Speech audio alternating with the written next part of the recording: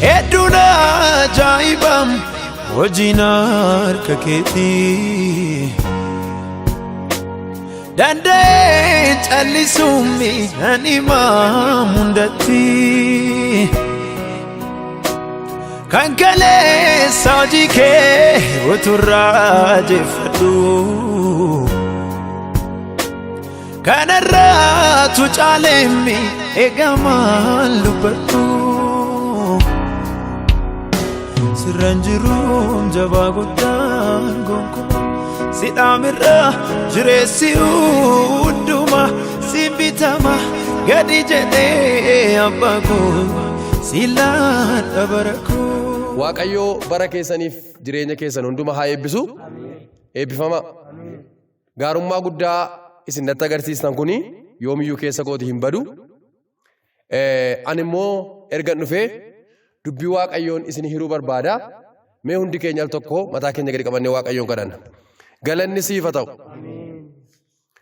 Obbolaa koo du'a jalaa gara jireenyaatti waan baasteef ulfaadhu. Si argatanii jiraatan. Siin dukkanni isaanii ife. Ilma Waaqayyoo ati fa biyya lafaa taatee dhuftee dukkana keessaa nu baaste. Waanjoo du'aa nurraa cabsite. Warra du'arraa hafeta jira galanni siif haa ta'u. Waa'ee obbolaa koo hundumaatiif waa'ee jiraachuu isaaniitiif galanni ulfinni siif haa ta'u. Amma immoo sa'aatii kana araada kennuuf haa ta'u. Kan si gaddisiifne cubbuu keenya hundumaa nuu dhiisi. Fuula kee araaraa nutti deebisi. Waan nutti deeffatteef si haa galatu. Ergamaan hafuura dukkanaa ammayyuu haa rukutamu. Sagalee kee dhageenya. Ati nu gargaari. Qalbii keenya nuuf bani. Iji keenya nuuf haa banamu. Dubbii kee dhageenya akka ittiin jiraannuuf ati nu gargaari. Maqaa Yesuusiin ameen. Galanni Waaqayyoof haa ta'u. Ganama barii kana isin gidduutti argamuu kootti baay'een Waaqayyootti gammada. Baay'ee keessan waggaa 3-4 dura wal beekna miti waggaa 3 dura baay'een keessan gara Gooftaa dhuftanii har'a yeroo isin jijjiiramtanii qotattanii babbareeddanii seenaan keessan jijjiirame akkasitti argamtan baay'ee garaan koo gammada. Baay'ee Waaqayyootti gammada. Waaqayyoo bara keessan haa eebbisu. Ganama kana sagalee Waaqayyoo keessaa iddoo tokko fakkeenya fudhadhee gabaabsee isiniif haasaa. Galanni Waaqayyoof haa ta'u.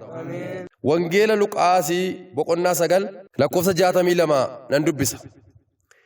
Yesuus immoo eenyullee hordaa harkaan qabatee gara booddee isaa ilaalaa hin qotu. Akkasumas namni kana fakkaatu hojii mootummaa Waaqayyoo keessatti hin ta'u jedheen. Gooftaan Yesuus Kiristoostu fakkeenya fudhatee haasaa. Eenyuyyuu hordaa qabatee gara duuba isaa gara hin ilaalu. Amma namoonni har'a qonnaa qotaa jirtan kuni namoonni jirtan kuni kun maal jedhama? Hordaa jedhama. Haleluuyaa. Yesuus gooftaadha. Mee Yesuus gooftaadha jedha. Yesuus gooftaadha. Namni lafa qotuuf bahee utuu asitti qotaa jiru akkasitti qotaa? Dubbadhaa ka? Hin qotaa? Qotiyyoon hin deemti? Hamma irraa hiikutti garuu maal gochuu qaba? Fuula isaa dura. Ameen. Warri Kiristoosiin ilaalaa deeman jireenya argatu. Mee ani mana galgalaan qaba jedha. Haleluuyaa. Haleluuyaa. Mee ani mana galgalaan qaba jedha. Garaan keessan hin raafamin.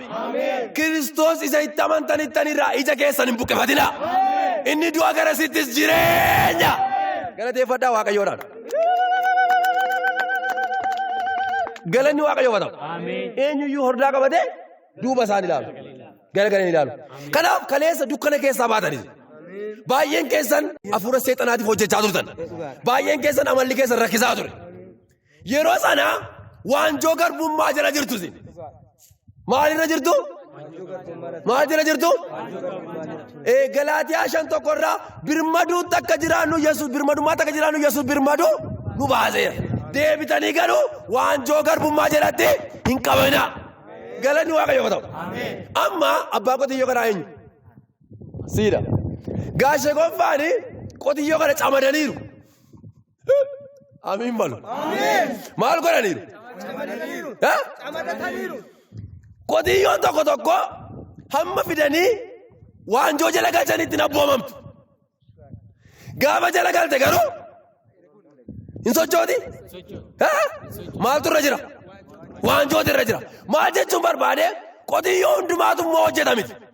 Yeroo baay'ee abboonni keenya akkas godhu. Qotiyyoota lama jira. Tokkoon collee, tokkoon daddabaa. Colleedhaaf daddabduu maal godhu? Walitti camadu. Isee collee maal gooti? Harkiftee barsiisti. Daddabaa taanaanoo achumatti gufti. Garuu waan tokko jira. Amma abbaan qabeenya kanaa hamma inni irraa hiikutti qotiyyoon kuni tocho'uu danda'u? Maal jira jiru? Akkuma kana isinis kaleessaa waanjoo seexanaa jira turtan. Fakkeenyaaf gaafa gooftaa Yesuus Kiristoosiin fayyisaa lubbuu keessanii godhattanii hin fudhanne guyyaa barbaade qonnaa qottu? Hojiin hin jiru. Amma garuu erga waanjoon siiraa cabee'u. Haleluuyaa! Mee narraa cabeera jedha. Kiristoositti amanuu keessaniin seexanni akkasin hojiin hojjenne akkasin hin badaanne godhee hidhee isin teessaa ture. Baay'een keessanii kaleessa utuu gara qonnaan dhufini natti maa turtan sababii ta'eefi dhaxxanii mana qaalluu teessu. Waan baay'ee isaa dhiyeessitu. Mataa isaan kennituufi mitire? Mee maal fa'aa kennaafi turtan? Wanti nuti kennaafi turre galchaadha jedhu. Achitti wareegni jira. Wareegnaa galchaa hin galchina. Maal fa'aa galchitu? Waggaa waggaatti. Akaakayyuudhaan jedhaniitiin warra qaalluutiin jedhaniitiin qaalluun obboloota keenya fittee midhaan keessaa dhangalaasaa dhumataa galchuu horii yoonni almatan dhadhaa galchuu kormas hin galchuu kanatti sooramaa ture seexanni amma seexanni nurraa jigee waaqayyo namannee fayyine nuti. Galateeffadhaa waaqayyoodha. Galanni waaqayyoo haa ta'u. Amma kanaafi hanga namichi kun irraa hiikutti qotiyyoo kana namni irraa hiikuu hin danda'u. Garuu waan nama dhibu keessaa qotiyyoon kun akka fedha isheetti nyaatti akka fedha isheetti bishaan dhugdi yoom gaafa waanjoon irraa hiikame.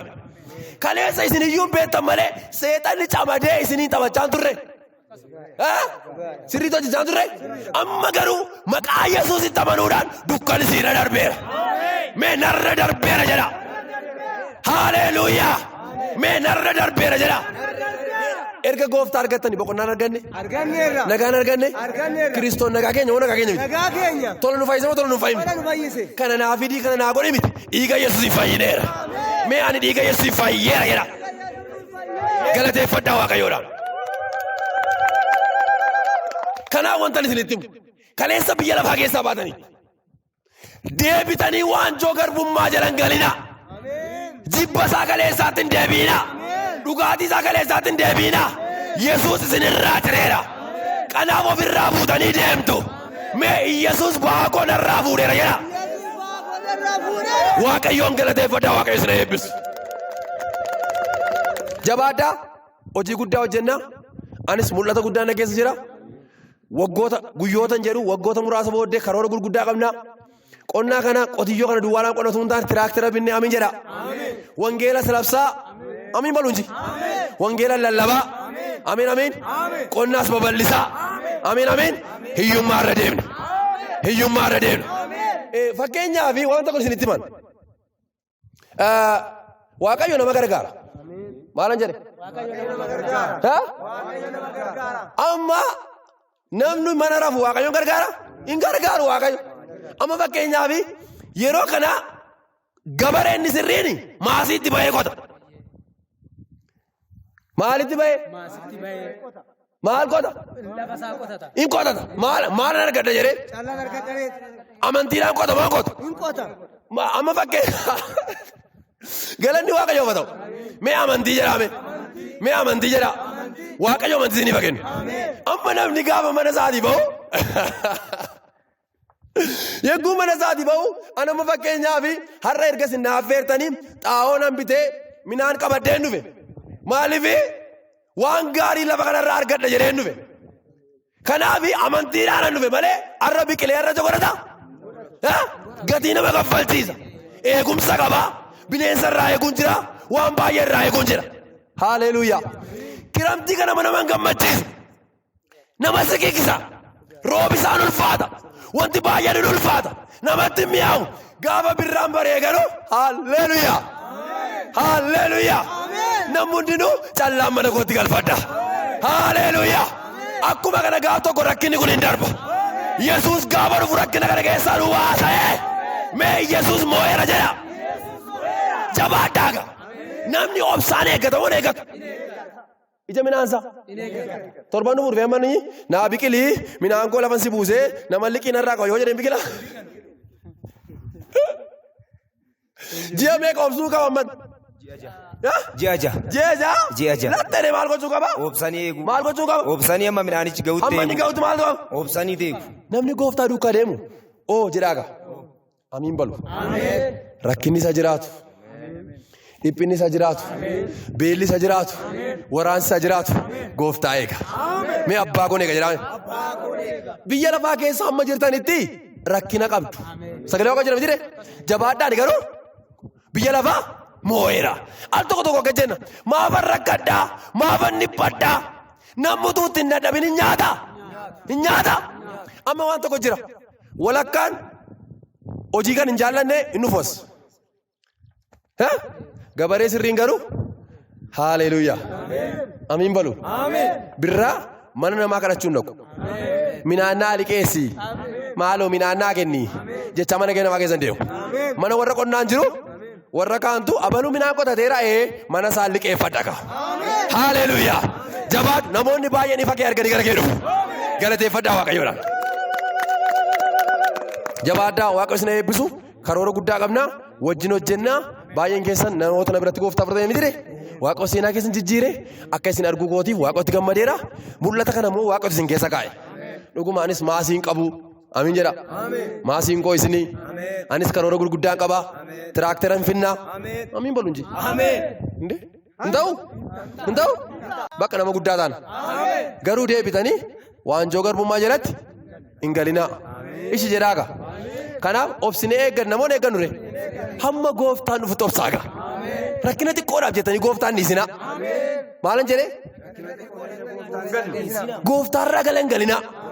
Seexanni karaa baay'eedhaan nama qoraa, karaa baay'eedhaan namatti bu'aa, karaa baay'eedhaan jireenya namaa jeeqaa harkatti hin kenninaa. Itti guddaa fuula keessan dura jira.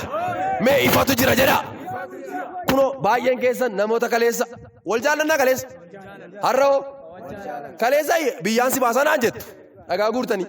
Har'oo kottu lafan sii qonnaa. Maaloo na beektu ajjireen sokkinaa namni wal jaallate. Mee ameen. Harka kee ol kaafadhu. Gooftaa Yesuus Kiristoos jedhe. Gooftaa Yesuus Kiristoos. Har'aa jalqabee. Qulqulluu maqaa keetti. Amaneera. Si amanee. Sin kaadu. Biyya lafaa. Seexana. Hojii isaa hundumaa. Ganeera. Maqaa koo. Galmee jireenyaa irratti. Ati naa galmeessi. Waan naa galmeessiteef. Dhaaltu mootummaa kee. Waan na godhatteef. Sin galateeffadha. Maal dhageessa dhufte iddoo kanatti? Akkamitti dhufte nu gargaaruu gooftaa hin qabdu? Nu jaallattee dhufte? Waaqayyo si haa eebbisu.